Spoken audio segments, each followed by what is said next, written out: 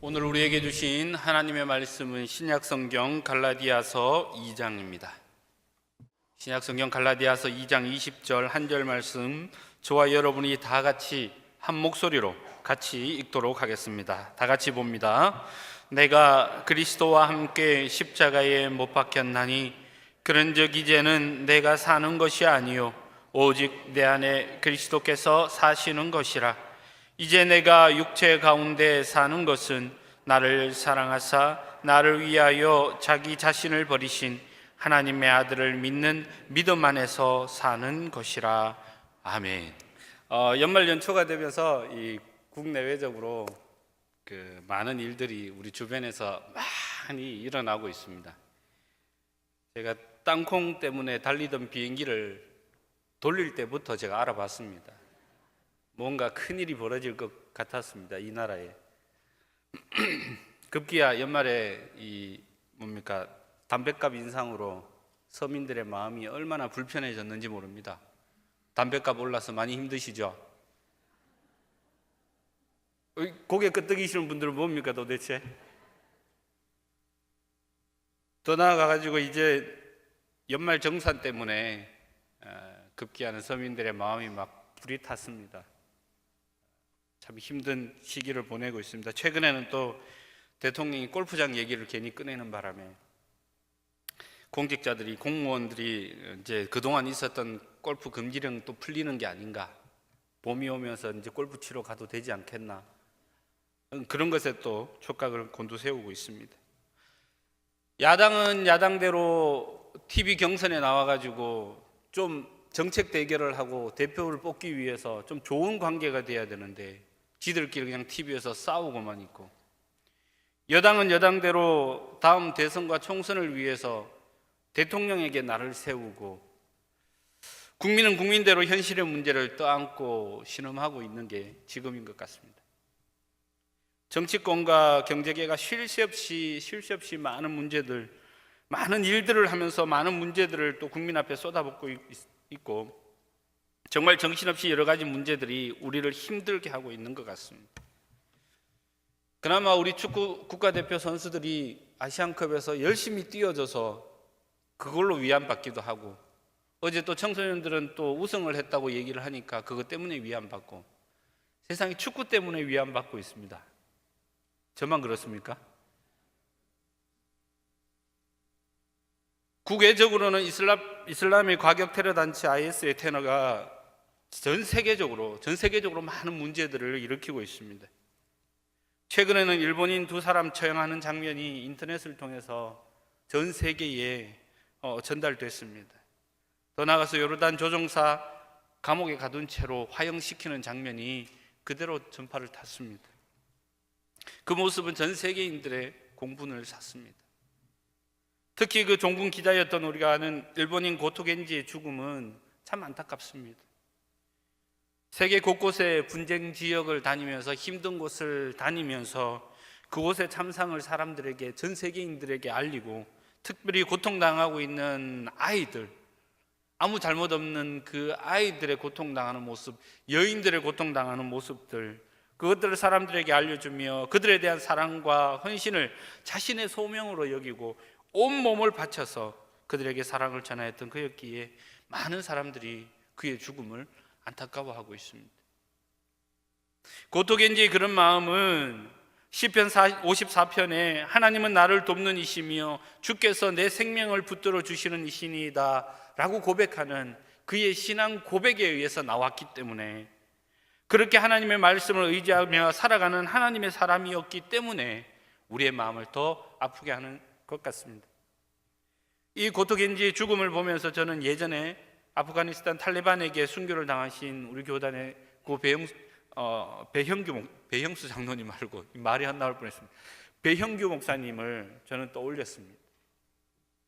고 배형규 목사님께서는 탈레반에게 잡혀가셨습니다. 근데 그때 수많은 사람들이, 이슬람 사람들이, 그 아이들이 그 잡혀가 있는 곳에 와서, 다른 사람도 아닌 이슬람 사람들이 와서 얘기를 합니다. 배형규 목사님을 살려달라고, 풀어달라고 얘기를 합니다.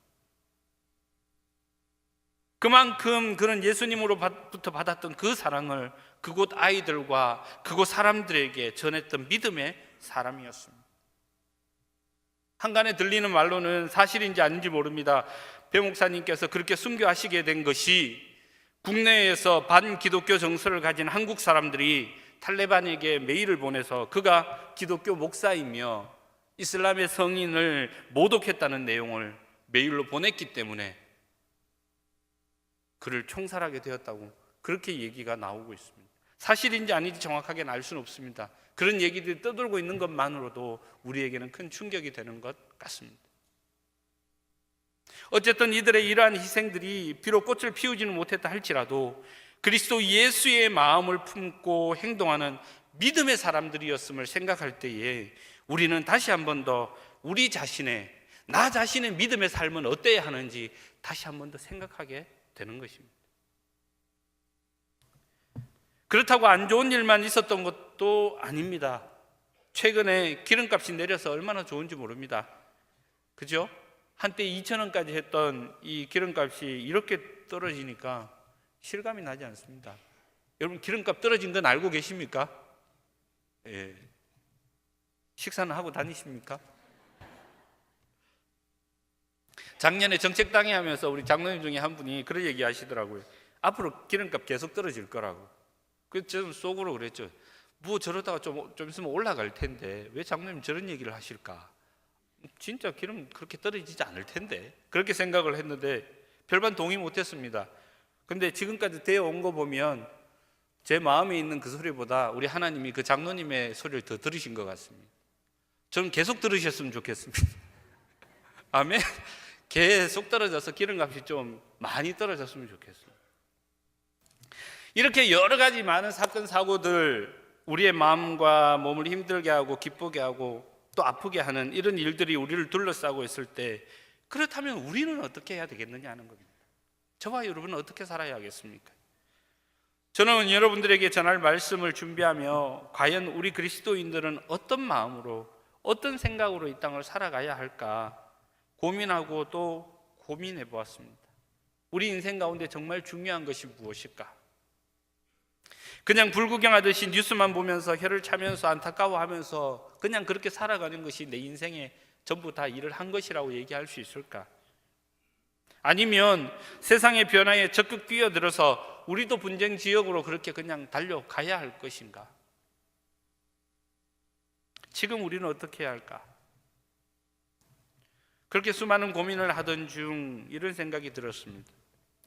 이 세상의 그 모든 일들을 우리가 헤쳐나가며 고민하며 우리 인생을 살아가면서 그것보다 가장 더 크게 생각하고 더 중요한 것이 있다는 것을 점점 제 마음에 깨달음이 오기 시작했습니다.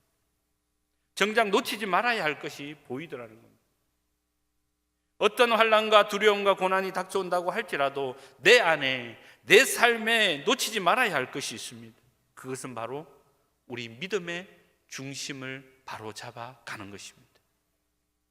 어떤 상황 속에서도 그 중심은 흔들리지 말아야 하는 것입니다. 그리스도인답게 오늘 우리를 부르신 삶의 현장에서 저와 여러분이 누구인지 우리의 정체성을 똑바로 알고 그리스도인답게 살아가는 것이 바로 오늘 저와 여러분의 삶이 되어야 하겠다는 것입니다. 오늘 우리가 읽었던 본문의 말씀이 바로 저와 여러분의 중심을 잡아주는 그런 말씀입니다. 우리의 정체성을 다시 한 번 더 일깨워주는 그런 말씀입니다. 종교개혁가들은 오늘 이 갈라디아서의 말씀을 읽고 그들의 정체성을 깨닫고 믿음이 흔들리지 않고 그들이 가야 할 길을 끝까지 달려갔다고 그렇게 얘기를 합니다. 오늘 이 말씀이 저와 여러분의 심령에 새 힘을 허락하셔서 오직 내 안에, 오직 내 삶에 그리스도의 은혜로 가득 채워나가는 복된 삶이 되시길 주님의 이름으로 축원합니다. 들을 귀 있는 분들은 오늘 성령이 저와 여러분에게 하시는 생명의 말씀을 듣게 되시기를 간절히 축원합니다.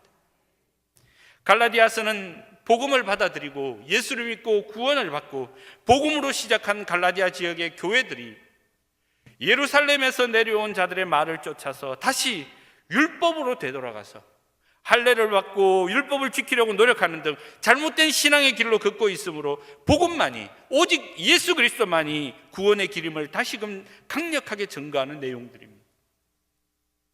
예루살렘에서 내려온 사람들은 바울의 사도권을 문제를 제기합니다. 그러면서 예루살렘과도 사도 바울은 무관한 사람이다, 그렇게 얘기를 하면서 그가 얘기하는 그 자체가 사사로운 교훈에 지나지 않는다, 그건 진리가 아니다, 그렇게 얘기를 합니다. 그렇게 몰아붙이며 우리가 예수도 믿어야 하지만 율법도 지켜야 하겠다, 할례도 받아야 하겠다, 그래야 우리가 구원을 받을 수 있겠다, 그렇게 얘기하는 것입니다. 그런데 여러분, 문제는 무엇인지 아십니까? 사도 바울이 떠난 갈라디아 지역의 교회들이 그들의 믿음의 중심을 잃어버리고 이 유대주의자들의 교훈을 따르게 되고 할례를 받고 율법을 따르게 되었다는 사실입니다. 그들의 중심이 흔들려 버렸다는 겁니다. 그래서 이 소식을 들은 사도 바울이 어리석도다 갈라디아 사람들아 통탄합니다. 그들에게 직접 어리석다고 그렇게 얘기를 할 정도입니다. 그러면서 4장 9절에 그렇게 얘기합니다.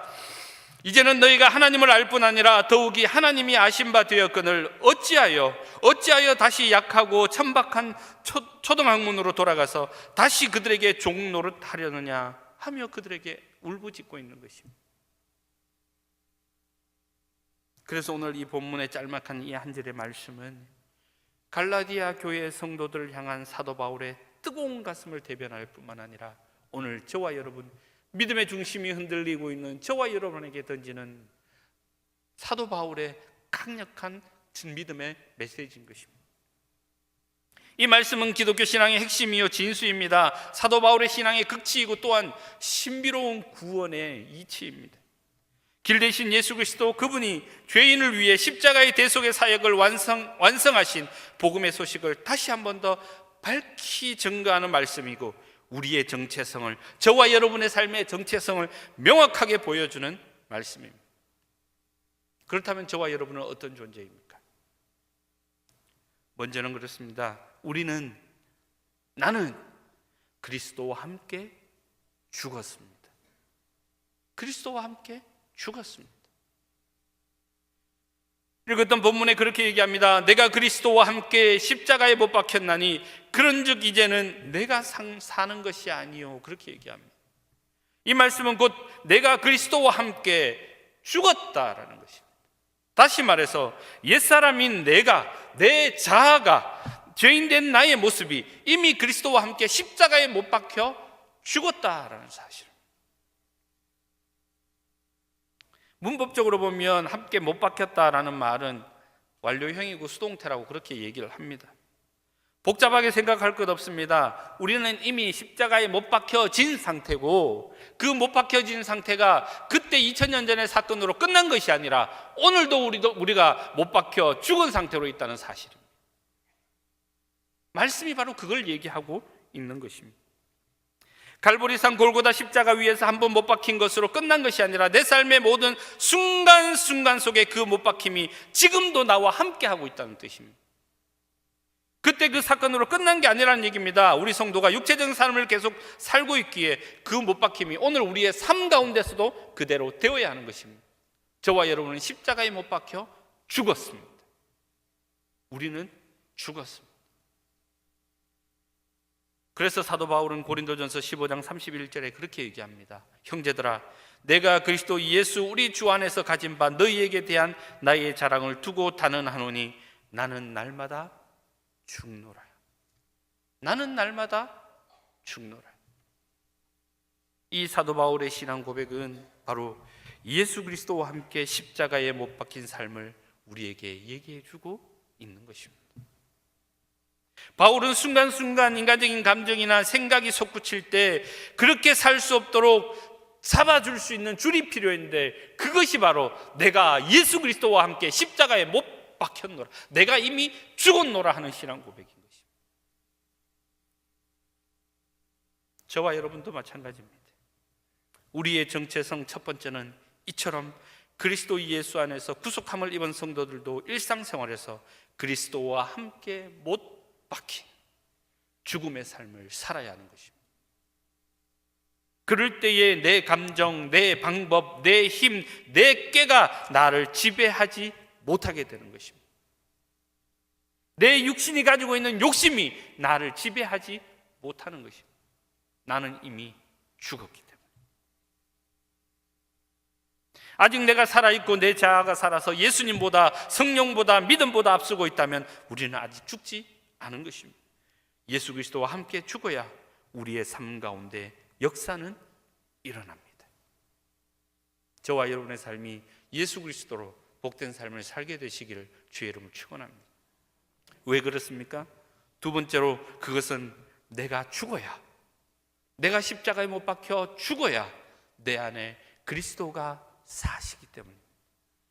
내가 죽어야 그리스도가 사신다는 사실입니다. 오늘 본문에 말씀하십니다. 내가 그리스도와 함께 십자가에 못 박혔나니 그런즉 이제는 내가 사는 것이 아니요 오직 내 안에 누가 사신다고요? 그리스도께서 사신 것이에요. 내 안에 그리스도가 사신다는 거예요. 나는 그리스도와 함께 못 박혔기 때문에 이제는 내가 사는 것이 아닙니다. 오직 내 안에, 내 삶에 이제는 그리스도께서 사시는 것입니다. 다시 얘기하면 이제는 내가 사는 것은 그리스도와 내가 바꿔진 삶을 사는 것입니다.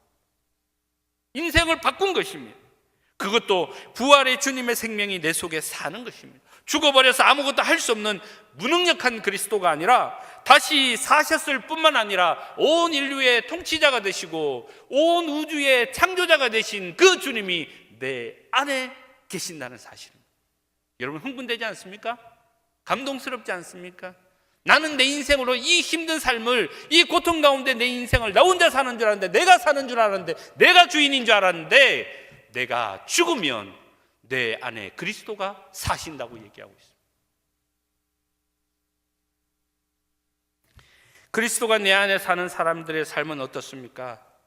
사도 바울은 갈라디아에서 한마디로 명확하게, 갈라디아서를 통해서 우리에게 명확하게 들려주고 있습니다. 그것은 더 이상 종의 삶이 아니라 아들의 삶이라는 것입니다. 아들이 되었다고 얘기합니다. 이제까지는 율법의 종으로 살았지만 이제 나는 내 자아는 십자가에 죽고 오직 그리스도가 내 안에 사는 사람은 약속의 아들로 살아가는 것입니다. 아들로 산다는 것은 바로 천국의 유업을 물려받을 천국의 적통이 되는 것입니다. 별로 안 기쁘시군요. 할렐루야. 저와 여러분은 천국을 유업으로 받으셨습니다. 더 필요하십니까? 뭐가 필요하십니까? 저와 여러분의 천국을 유업으로 주셨습니다. 할렐루야. 내 안에 세상의 것이 가득 차 있을 때는, 세상이 내 주인이 되었을 때는, 아직 내 자아가 내 안에 살아있을 때는 우리는 분명히 죽음의 자녀들이었습니다. 희망이 없었습니다. 아무것도 할 수 없었습니다. 세상의 율법이, 세상의 방법이 결국 우리를 죽음으로 내몰아 가는 것입니다. 그러나 내 안에 나는 죽고 그리스도 부활하신 주님이 사신 바 되었으니 이제 우리는 생명을 누리게 되는 것입니다. 생명을 누리는 것입니다. 율법은 세상의 법으로는 우리가 죄인입니다. 사도 바울이 강조하는 게 그겁니다. 율법을 백날 지키려고 노력해봐라. 율법으로는 너희가 죄인이라는 사실밖에 모른다는 거예요. 그 어떤 법으로 비춰봐도 우리는 죄인인 거예요. 여러분, 죄인이 천국 갑니까? 절대로 갈 수 없습니다. 죄인은 죽었다 깨어나도 천국에 갈 수 없습니다. 의인만이 천국에 갈 수 있습니다. 율법으로는, 세상의 법으로는 우리가 분명히 죄인이지만 내 안에 사신 그리스도가 나를 의인으로 인정해 주셨습니다. 나는 할 수 없는데, 세상의 법은 할 수 없는데 내 안에 살아계신 예수 그리스도가 나를 의인이라 불러주시는 것입니다. 나를 그래서 아들이 되게 하신 것입니다. 천국을 유업으로 받게 하신 것입니다. 내 힘으로, 내 자아로는 자격이 안 됩니다. 그리스도가 사시기 때문에, 그리스도가 내 안에 사시기 때문에. 이것이 바로 저와 여러분의 정체성입니다.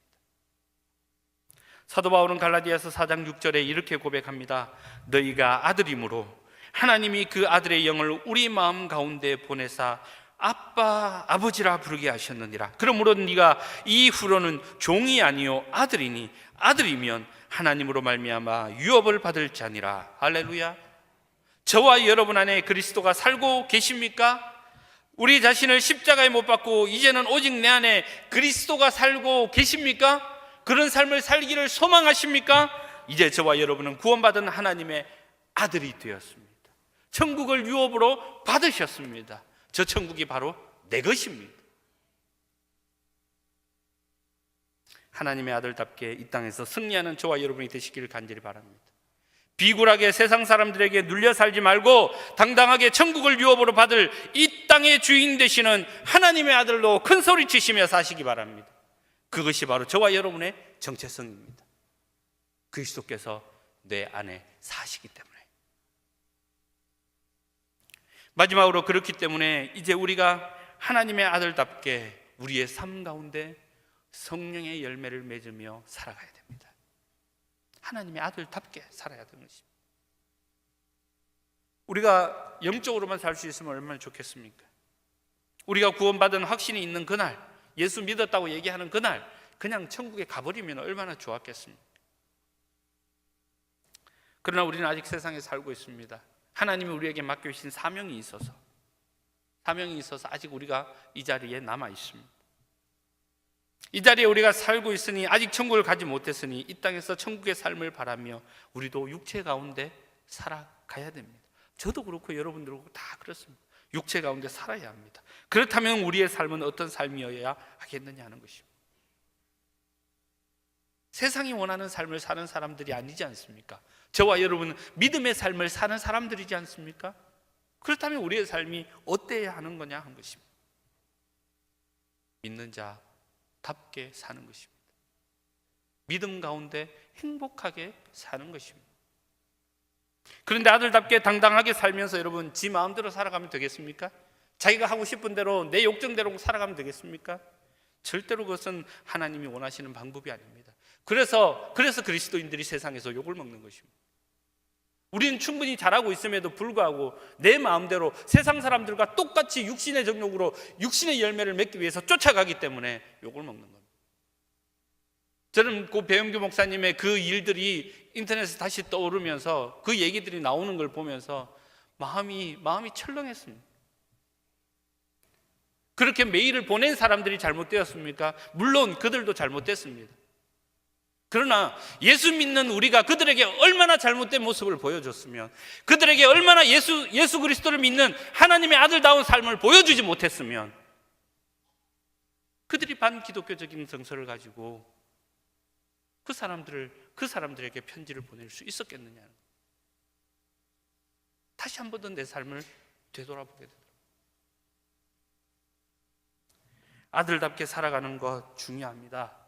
아들답게 당당하게, 세상에서 당당하게 살아가는 것 중요합니다. 그러나 그것보다 더 중요한 것은 나를 사랑하사 나를 위하여 자기 자신을 버리신 예수 그리스도를 믿는 믿음 안에서 아들답게 살아가야 하는 것입니다. 예수 그리스도를 믿는 믿음 안에서 행복한 삶을 살아가야 하는 것입니다. 오늘 사도 바울은 그렇게 믿음으로 살아가는 삶의 결과가 무엇이라고 얘기하는지 아십니까? 바로 성령의 열매를 맺는 것이라고 얘기합니다. 결과가 성령의 열매인 것입니다. 내가 원하는 열매 말고요, 내가 원하는 내 육신의 열매 말고 성령의 열매를 맺는 것입니다. 지금까지 저와 여러분은 아들답게 유업을 이을 자라는 생각으로, 그런 마음으로 여러분 살아오셨습니까? 그렇다면 저와 여러분의 삶의 열매는 어떻습니까? 바울이 얘기하는 성령의 열매와 한번 비교를 해볼까요? 여러분의 열매가 어떠한지. 바울은 5장 22절에 그렇게 얘기합니다. 오직 성령의 열매는 사랑과 희락과 화평과 오래 참음과 자비와 양성과 충성과 온유와 절제라고 얘기합니다. 나는 그렇게 살았습니다 하는 기쁨의 마음이 드십니까? 아니면 사랑이라고 얘기하니 가슴이 찔리십니까? 충성이라고 얘기하니 마음이 찢어지십니까? 오래 참음이라고 얘기하니 심장이 내려앉습니까? 어떻습니까? 지금 여러분은 이 성령의 열매를 맺고 계십니까? 아니면 이 성령의 열매를 맺으려고 열심히 노력하고 계십니까? 아니면 온갖 더러운 육체의 열매가 아직 우리 삶 가운데 주렁주렁 열려 있지는 않습니까? 그 육체의 열매를 보면서 만족하며 살고 있지는 않으십니까? 믿음 가운데 살아가는 사람은, 진정한 행복을 누리며 살아가는 사람은 오직 내 안에 나는 십자가에 못 박고 그리스도로 살게 하셔서 나를 사랑하신 그 사랑을 날마다 기억하며 믿음으로 성령의 열매를 맺고 살아가는 사람임을 사도 바울은 오늘 갈라디아서를 통해 우리에게 말씀하고 있습니다. 이것이 바로 저와 여러분의 정체성입니다. 그래서 그의 인생은 6장 14절의 말씀처럼 내게는 우리 주 예수 그리스도의 십자가 외에는 결코 자랑할 것이 없으니, 그렇게 고백하고 있습니다. 세상의 그 어떤 기준도, 그 당시에 그렇게 화려했던 로마의 문화도 사도 바울을 바꾸어 놓지 못했습니다. 오직 예수 그리스도의 십자가 보혈만이 그의 자랑이 되었습니다.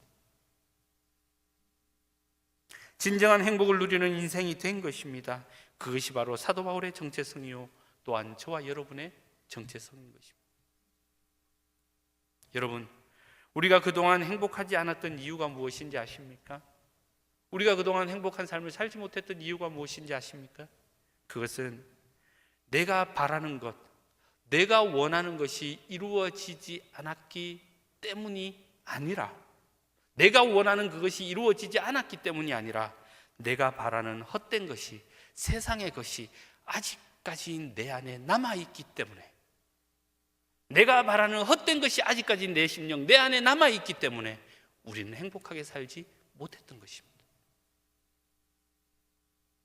바울은 주님만 자랑하며 주님이 원하시는 성령의 열매를 맺기를 원하는데, 그것이 행복한 삶이라고 말하는데 저와 여러분은 어떻습니까? 성령의 열매를 맺으며 행복한 삶을 살기를 소망하는데 어떻게 유치원에서 그 작은 아이를 그렇게 때릴 수 있습니까? 어떻게 내가 사랑하는 이 아내를 이렇게 미워할 수 있습니까? 어떻게 사랑하는 내 아내를 두고 바람을 필 수 있습니까? 어떻게 내 사랑하는 자녀들을 그렇게 무시할 수 있습니까?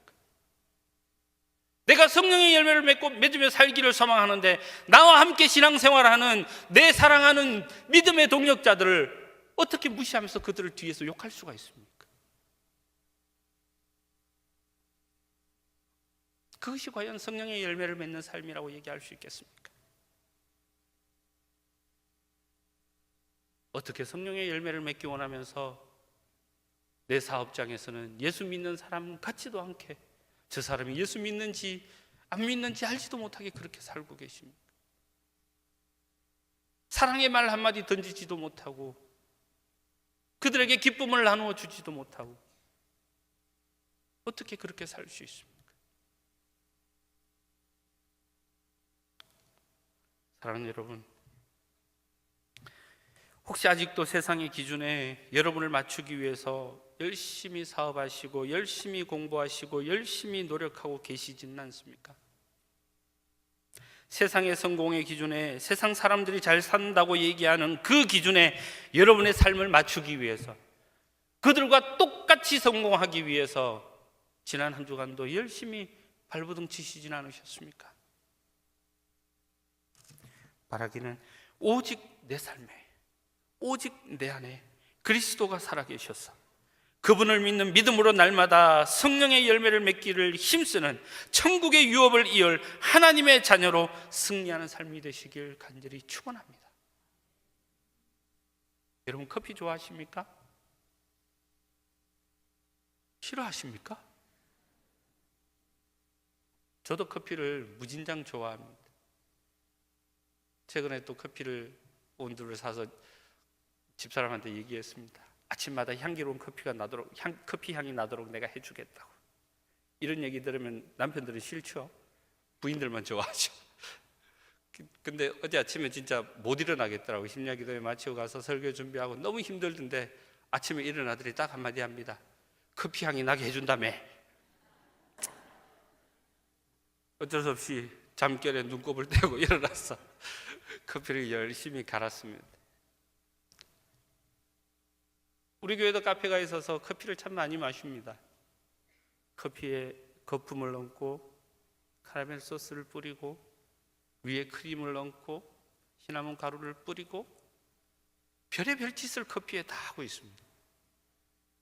근데 여러분, 그것을 마실 때 가장 중요한 건 뭡니까? 커피 맛입니다. 커피 맛이 사라지면 그것은 더 이상 커피가 아닙니다. 그 어떤 것을 얹어 놓아도, 그 어떤 것을 녹여 놔도, 그 어떤 것을 뿌려 놔도 거기에서 커피 맛이 나야 됩니다. 우리 믿음이 그렇습니다. 저와 여러분이 그래야 합니다. 저와 여러분의 삶 가운데, 우리 마음에, 우리 육체에, 우리의 환경 속에, 우리의 인생에 어떤 일이 닥치고 감당할 수 없는 것들로 우리 삶에 가득가득 채워진다고 할지라도 오직 내 안에, 오직 내 삶에 예수 그리스도가 살아계셔서 그리스도인다운 그 맛은 잃지 말아야 하는 것입니다. 그 중심은 흔들리지 말아야 하는 것입니다. 성령의 열매는 날마다 맺기를 소망하며 나아가야 하는 것입니다. 그것이 저와 여러분의 삶의 정체성입니다. 그것이 저와 여러분의 참 모습입니다. 그럴 때에 이 땅이 희망이 있는 것입니다. 그럴 때에 저와 여러분이 서 있는 그 직장이 희망이 있는 것입니다. 그렇게 예수 그리스도로 살아가는 저와 여러분 때문에 여러분의 가정이, 우리 교회가, 이 나라와 이 민족이 희망이 있는 것입니다. 오직 예수 그리스도로 승리하는 저와 여러분이 되시길 주의 이름으로 축원합니다. 기도하겠습니다. 사랑의 하나님 아버지, 아직도 우리의 인생이 세상의 즐거움에, 세상의 기준에, 세상의 헛된 욕망의 열매에 마음이 빼앗겨서 진정 하나님의 아들답게 살아가지 못하였음을 하나님 이 시간에 회개하오니 우리의 부족함을 긍휼히 여겨주셔서 용서하여 주시옵소서.